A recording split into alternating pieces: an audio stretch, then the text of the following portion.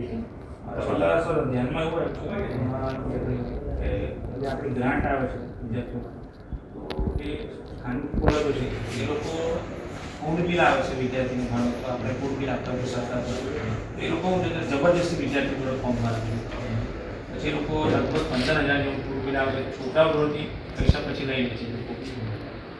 જે પણ આમ અમારે જવાનું થયું કે સ્કોલરશીપ વિશે તો એવું કંઈ છે ધ્યાન, તો જરા તમે તમારા એનાથી તમે થોડો તપાસ કરાવો, કારણ કે મને એવું લાગે છે કે આખું આદિજાતિ વિભાગ પણ અંદર મળેલું હોય શકે કોઈને કોઈથી તપાસ કરાવી.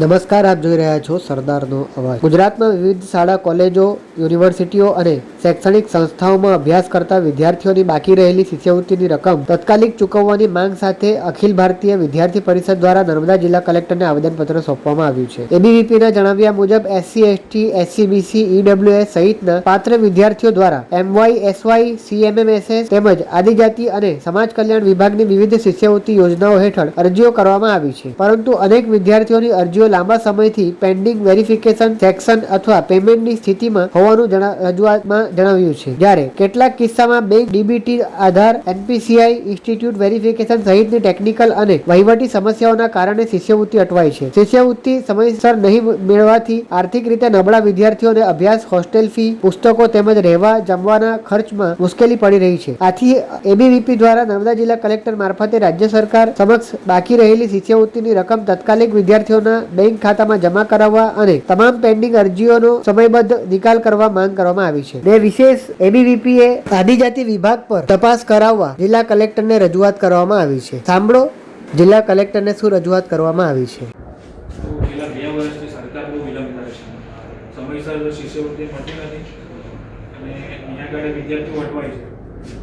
એ લોકો એવું કહે ગ્રાન્ટ નથી, પણ અમારી એવી માંગ છે કે વિદ્યાર્થીઓને શિષ્યવૃત્તિ સમયસર આપવામાં આવે, કારણ કે 2 વર્ષ પહેલાં વિદ્યાર્થીઓને બીજા કે ત્રીજા મહિનાની અંદર શિષ્યવૃત્તિ મળી જતી. છેલ્લા ધ્યાનમાં અમારું એવું આવ્યું છે કે જે સેલ્ફ ફાઇનાન્સ કોલેજ છે એ લોકો ત્યાં આગળ વિદ્યાર્થી ભણવા માટે BAમાં એડમિશન લેતો હોય તો એડમિશન લે છે, પછી ત્યારબાદ ત્યાં આગળ ગ્રેજ્યુએશન બતાવે છે. એ સેલ્ફ ફાઇનાન્સ કોલેજની એવી અમુક સિસ્ટમ હોતી હોય છે કે લોકો એવું કહેતા કે ભાઈ સ્કોલરશીપ તમે આવે પછી ફી ભરી દો, પણ છેલ્લા અમારે રૂબરૂ મારા આગળ જ એવો કેસ બન્યો 2-3 કેસ. વિદ્યાર્થી ગ્રેજ્યુએશન પતાવ્યા પછી એના ડોક્યુમેન્ટ અને MAમાં કે BAમાં ભણવું છે, ભણવા જાય છે તો ત્યાં આગળ એ લોકો જે હમણાં ઓનલાઈન પ્રક્રિયા થઈ ગઈ છે વિકાસ પોર્ટલ પર, તેમાં તારીખ હોય વિદ્યાર્થી ત્યાં આગળ એડમિશન લેવા માટે જતો હોય છે, ત્યાં આગળ પણ એને એડમિશન માટે ઓરિજિનલ ડોક્યુમેન્ટ આપે છે. હવે વિદ્યાર્થીની પરિસ્થિતિ છે, એના ઘરની પરિસ્થિતિ પણ સારી ના હોવાના કારણે એ લોકો વધારે ફી ભરી નથી શકતા, તો એ લોકો કહે છે કે તમે ઓરિજિનલ ડોક્યુમેન્ટ લાવો. ઓરિજિનલ ડોક્યુમેન્ટ જે પહેલાં એને ગ્રેજ્યુએશન કરાવ્યું BAમાં એ લોકો એને ડોક્યુમેન્ટ આપતા નહીં, પછી વિદ્યાર્થીને આમાં ડ્રોપ આઉટ રેશો એ નિરાશ થઈને પછી જતો રહે છે.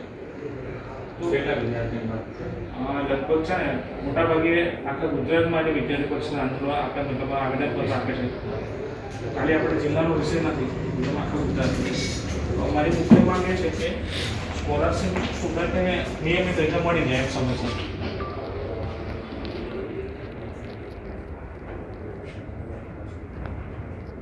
ઘણી બધી સ્કોલરશીપ છે, MY, SY, CYSS.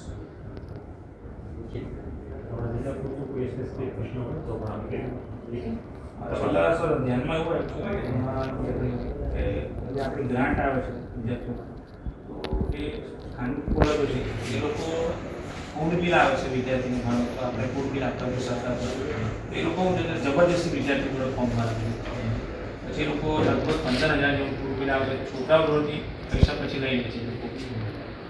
જે પણ આમ અમારે જવાનું થયું કે સ્કોલરશીપ વિશે તો એવું કંઈ છે ધ્યાન, તો જરા તમે તમારા એનાથી તમે થોડો તપાસ કરાવો, કારણ કે મને એવું લાગે છે કે આખું આદિજાતિ વિભાગ પણ અંદર મળેલું હોય શકે કોઈને કોઈથી તપાસ કરાવી. આજે અમે લોકો જોઈએ છે કે જે વિદ્યાર્થીઓ છે, જે કોલેજના છે, સ્કૂલના છે, તો ITIના સ્ટુડન્ટ છે, તો એ લોકોને જોઈએ કે આપણે સરકાર દ્વારા સ્કોલરશીપ આપવામાં આવે છે, તો સ્કોલરશીપ 2 વર્ષથી એ લોકો બહુ લેટ આપે છે, એનું કોઈ મતલબમાં સમયગાળો ફિક્સ હોતો નહીં. તો ઘણીવાર એવું બને છે કે શિષ્યવૃત્તિ ખૂબ લેટ આવે છે. તો અમે લોકો આજે આવેદનપત્ર આપવા માટે આવેલા હતા, કલેક્ટર સાહેબને રજૂઆત કરી અને અમારો અવાજ સરકાર સુધી પહોંચાડે એ વિષય લઈને અમે આવેદનપત્ર આપેલું છે આજે. અમારી મુખ્યત્વે માંગ એવી છે કે આપણે જે સ્કોલરશીપ છે તે એનો એક સમય નક્કી કરવામાં આવે ને તે સમયસર વિદ્યાર્થીને સ્કોલરશીપ મળી જાય. કારણ કે આપણે જોઈએ છે કે વિદ્યાર્થીઓને જે ભણવા માટે જે સ્કોલરશીપ, ઘણા વિદ્યાર્થીઓ એવી રીતે પણ ભણતા હોય કે ભાઈ સ્કોલરશીપ મળે છે ત્યારબાદ એ સ્કોલરશીપ આવે ત્યારબાદ એ ફી ચૂકવતા હોય છે. તો સ્કોલરશીપ નથી આવતી, જેના કારણે વિદ્યાર્થીઓ ઘણીવાર મૂંઝવણમાં આવી જાય છે અને એનું અમુક અભ્યાસથી તે અધવચ્ચે છોડી દેતા હોય છે.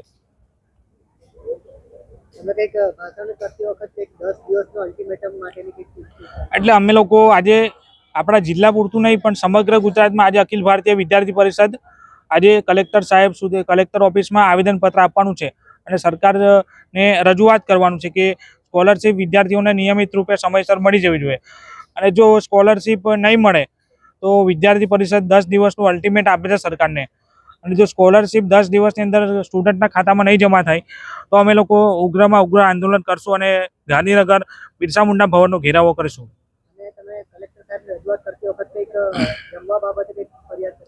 એટલે જમવા બાબતે એવું છે કે વિદ્યાર્થીઓને જે સ્કોલરશીપ, જે ફૂડ બિલ હોય છે, તો એ ફૂડ બિલમાં બી જોઈએ કે વિદ્યાર્થીઓને નિયમિત સમયે ફૂડ બિલ પણ મળતું નથી.